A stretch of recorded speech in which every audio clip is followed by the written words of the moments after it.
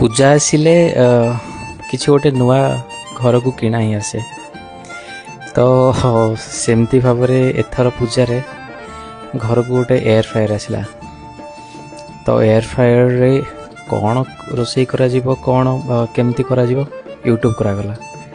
ୟୁଟ୍ୟୁବ୍ରୁ ସବୁଠାରୁ ଡେଲିସିୟସ୍ ମିଠା ଆଉ ସବୁଠୁ କମ୍ ପରିଶ୍ରମରେ ହେଉଥିବା ମିଠା ବୋଧହୁଏ ଏଇଟା, ଯେଉଁଟା ମୋତେ ଇଚ୍ଛା ହେଲା ବନେଇବା ପାଇଁ।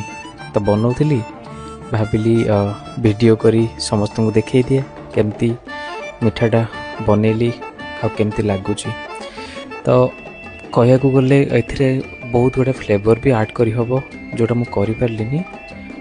କେବଳ କଣ୍ଡେନ୍ସ ମିଲ୍କ ଆଉ ଦହି ମିକ୍ସ କରି ମିଠାଟି ବନେଇବାକୁ ଟ୍ରାଏ କଲି, ଆଉ ବହୁତ ଭଲ ବି ମିଠାଟା ବନିଲା।